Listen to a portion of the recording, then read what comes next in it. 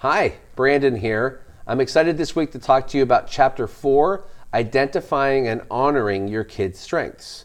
I'm dressed pretty casual today, as you can see. I've been in the lab working on different aspects of the book, getting ready for the book launch. Hopefully you've been receiving our emails. Hopefully you've seen our activity on social media, perhaps received a message on Messenger or on Instagram or LinkedIn telling you what's coming up. And so in the next few days, you will be notified that the launch team is kicking off. It actually will include an invite to a private Facebook group where we will be inviting you to participate in some welcome activities. We want to give the community a chance to get to know one another.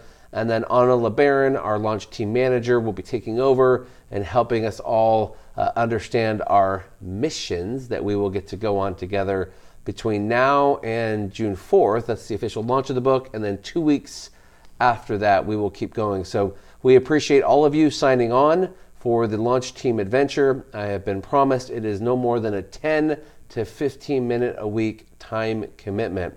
So let's talk about identifying and honoring your kids' strengths. In this chapter of our book, we introduce you to the 5 E's. This is something that after years and years of coaching and teaching on and developing strengths-based approaches within organizations, I needed a way to help capture the idea of what is it that we're looking for when we think about strengths identification in someone else.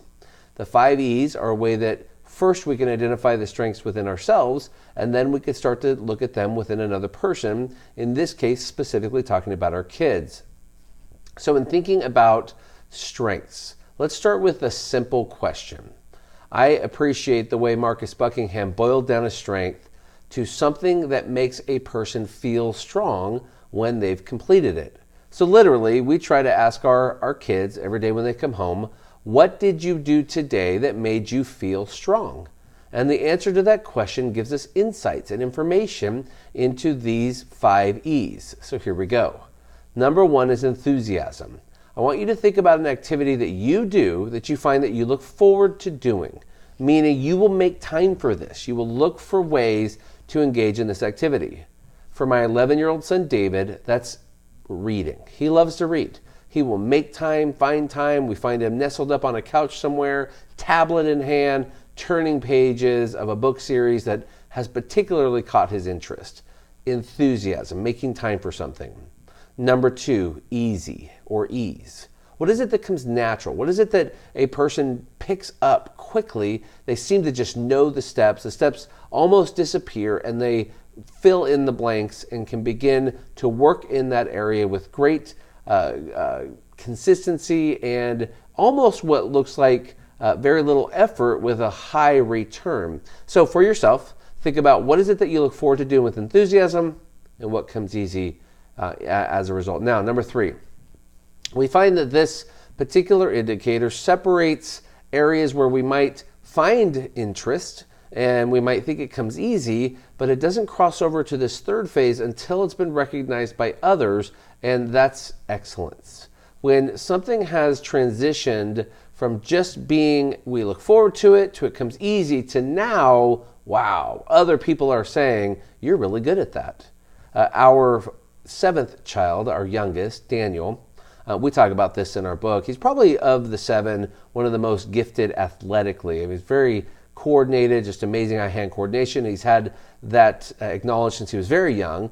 But when Daniel started swimming, he was 5 years old, and we were signing him up for a team, and we were admittedly late to bring him out. When we went out to his first practice, actually his grandmother, my mom, took him out there. They had told us, well, the team is full. We don't really have a spot for him. So Grandma made the appeal, little Daniel's been practicing all day. Do you think you could make an exception? So they let him jump in the pool, and he then went on to swim across the pool faster than any of the other kids in the pool. And they turned to my mom and said, we have a spot for your kid. And so then Daniel was brought onto the team. And sure enough, between that season and the following season, the excellence became unmistakable. Anyone who saw him swim could see quickly that kid has talent. So excellence, third-party validated, it's something that's sustainable. So you don't just hit it once, it's repeated success, very sustainable success. Number 4 is energy. Now, this is a really interesting indicator because I appreciate the idea that no one can tell you or me what makes us feel strong. It is only within ourselves do we receive energy, do we feel a sense of power come to us when we engage in an activity so that it almost feels like, though physically tired, I'm ready to do something else. I'm ready to engage. This particular one cannot be third-party validated because I can tell you what you perform in, but I can't tell you what brings you energy. That is something that you must decide for yourself. So again, in review, what is it that you look forward with enthusiasm? 2, what comes easy? Number 3, excellence. 4, energy. And number 5, we get into the resilience indicator or grit. This is enjoyment. So what is it that you do that even when it gets hard, you will keep doing it? You'll press through opposition. You'll push past pain. You'll keep going even when it seems like there's long odds against you. Our oldest son is currently in an apprenticeship. He is on his way to become a journeyman electrician.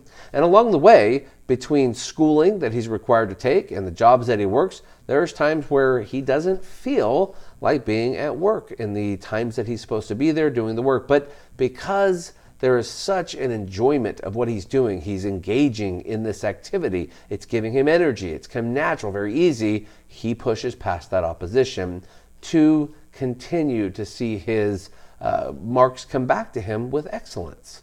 So ease, energy, excellence, enthusiasm, and certainly enjoyment. And they don't always come in the same order. Sometimes one happens before the other. So I don't want you to think it just has to be 1 through 5. But it does hit all 5 when we're looking at a true strength. And so identifying and honoring our kids' strengths might start with a simple question. What is it that you do that makes you feel strong? And for us as parents, I want you to now think for yourself, what is it that you do that matches all 5 that makes you feel strong? It's a great starting point to build off of what we're identifying in strengths as areas where we could put maximum effort. I look forward to talking soon. See some of you, or hopefully all of you, in the launch team. Take care.